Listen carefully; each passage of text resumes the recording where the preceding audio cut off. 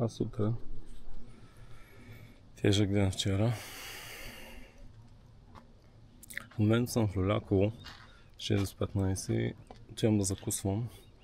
И след това ми остават 90 и няколко километра до Емона. Вчера, след последното включване, затъмних малко на Риш. Към 8:30-9 без нищо бях на Ришки проход.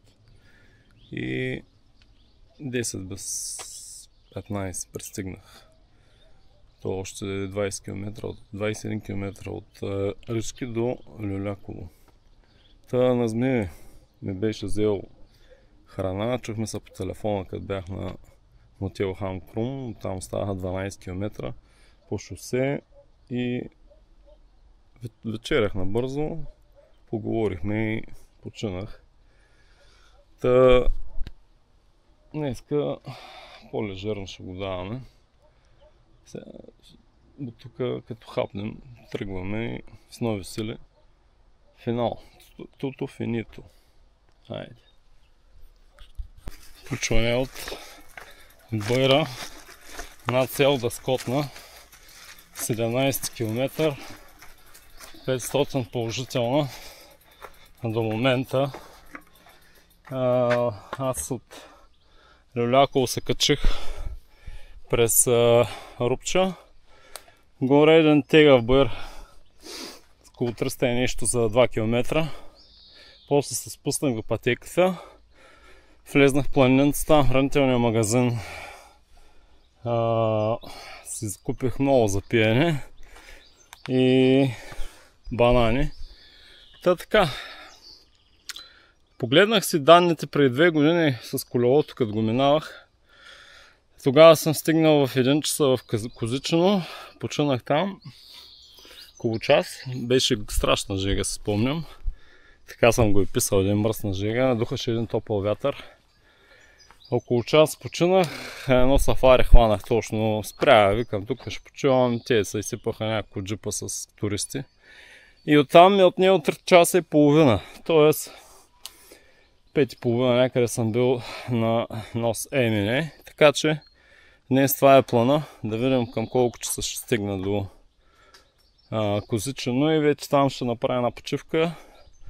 И знам, че ми остават около 3 часа и половина до морето. Ще гледам да избегна жегите. Ако стигна към 1-2, ще тръгна към 3-4. Да съм по-късно по-хладно там и после вече обмисля да си взема стая в обзор. Понеже съм планирал утре преди обеда да ида на плаж, на Иракли и след това да карам до Бургас 60 км. Обзора на 18 от Емона. Подминава се Иракли. Спа, сутринта се връщам до Иракли. Там 2-3 часа колко да се начеше красата и оттам пак ще покараме до Еленица 10 на км и после още 50 до Бургас. Първо крайморската пътека, или това е път, такъв вело маршрут. Така че е много приятно.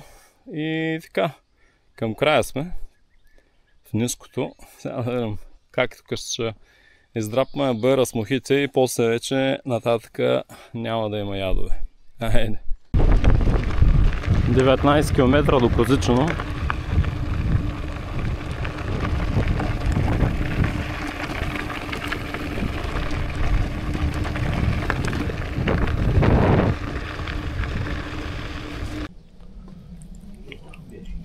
Три и половина. Козичено. Последни финални така прием на течности. Сега ще взема вода, че надолу няма, пък бутилката ми е празна. Странни хора срещнах, двама немци различни, едно момиче само, което прави коми. Един немец пък от тук идва от морето нататък, пътува към Германия с мотор, момичето пешадна палатка, правила е част от T3D в Румъния. Попрекавахме се и така, не бързам, защото тук е голямата жега в момента. 3 часа и половина ще ми отнеме стигането до Нос Емени от Козичено по 2023, като гледам карането ми тогава, така че тръгна 4 без 15,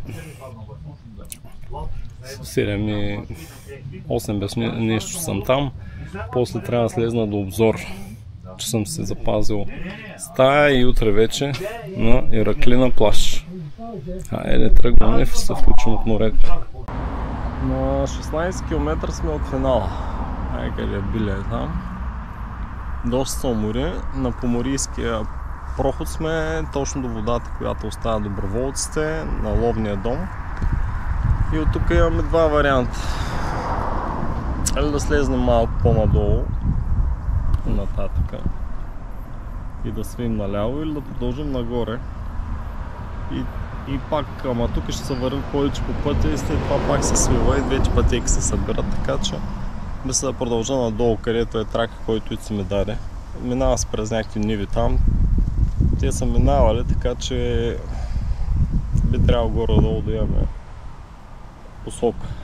И мисля да го направя този вариант отдолу. Даже ми струва малко по-къс и ако тук е 16, да речем 15 ще дойде. Минем от там. В момента е един на обяд. Плана за 4. Ако тръгнем в момента, може да го изпълним, но тъй или иначе от Варна, който ще идва да нас забира, каза, че към 5 ще дойде.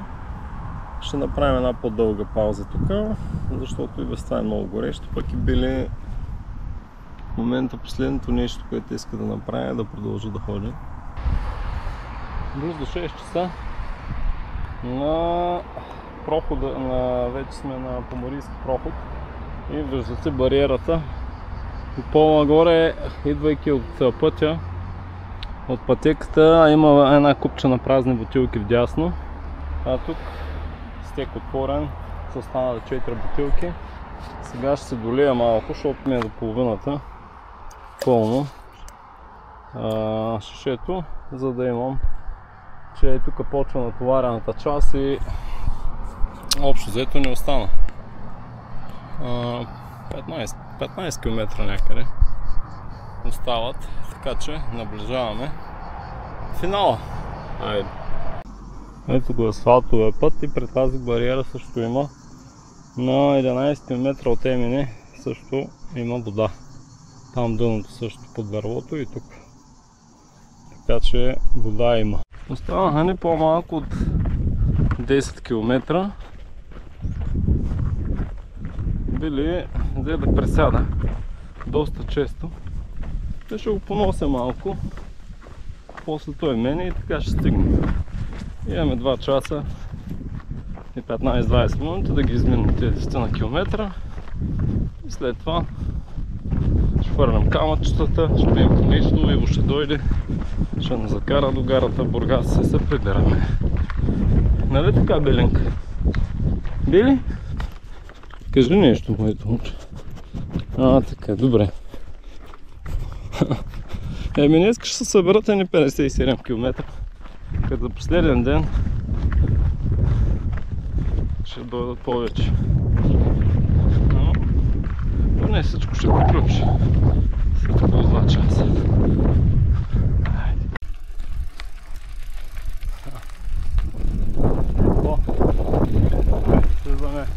Да, добре.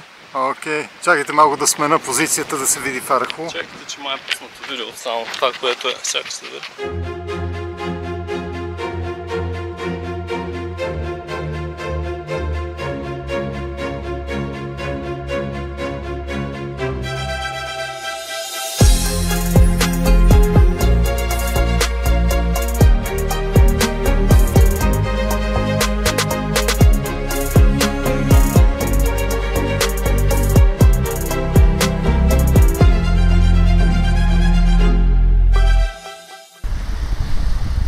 Утрото на 4 август.